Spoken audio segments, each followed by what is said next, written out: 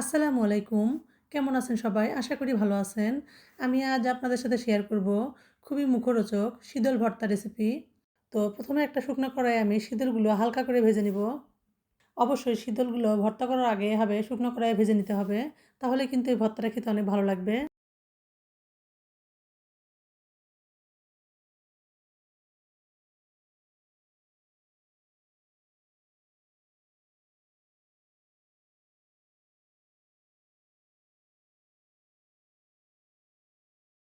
তো শীতলগুলো ভাজা হয়ে গেছে। এবার ওই কড়াইয়ে আমি পরিমাণ মতো সয়াবিন তেল দিয়ে দিব। তারপর দিয়ে দেবো পেঁয়াজ কুচি, আস্ত কাঁচামরিচ, আদা ও রসুন কুচি। এরপর আমি এখানে সামান্য পরিমাণ হলুদের গুঁড়া দিয়ে পেঁয়াজ মরিচগুলোকে সোনালি রং করে ভেজে নিব। তো পেঁয়াজ মরিচগুলো আমার ভাজা হয়ে গেছে। এবার এগুলো আমি তেল ঝরিয়ে উঠিয়ে নিব।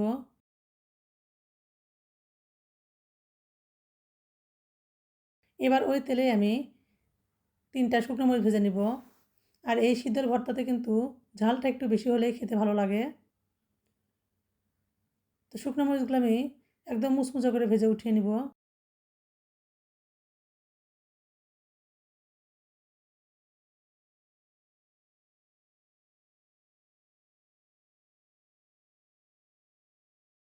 এরপর আমি ওই কড়াইর ভিতর দিয়ে দেবো শীতল। শীতলগুলো দিয়ে আমি মাঝারি আঁচে একদম ভালোভাবে ভেজে নিব।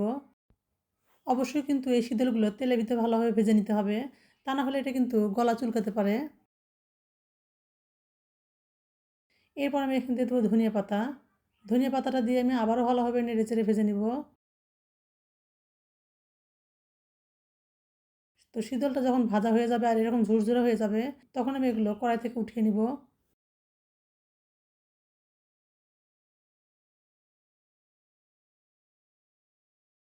তারপর আমি ভেজে রাখা পেঁয়াজ, মরিচ ও শীতলগুলো ঠান্ডা করে ব্লেন্ডার জারে দিয়ে ব্লেন্ড করে নিব। আপনারা চাইলে এটা কিন্তু শিলপাটায়ও বেটে নিতে পারেন। তো এখানে আমি পরিমাণ মতো লবণ দিয়ে এটা ব্লেন্ড করে নিব। এই শীতল ভর্তাটা খেতে কিন্তু খুবই মজা লাগে। বিশেষ করে গরম ভাত কিংবা খুদের ভাতের সঙ্গে খেতে কিন্তু অসম্ভব মজা লাগে। তো যারা খেয়েছেন তারা তো অবশ্যই জানেন।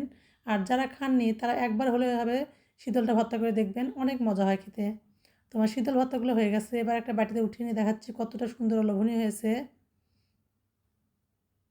আর এই ভর্তাটা খেতে এতটাই মজা হয় যে শুধুমাত্র এই ভর্তাটা দিয়ে আপনারা পেট ভরে ভাত খেয়ে নিতে পারবেন। তো আপনারা এভাবে একবার তৈরি করে দেখতে পারেন। আশা করি অনেক ভালো লাগবে। ভালো লাগলে লাইক, কমেন্ট, শেয়ার করে পাশে থাকবেন। আল্লাহ হাফেজ।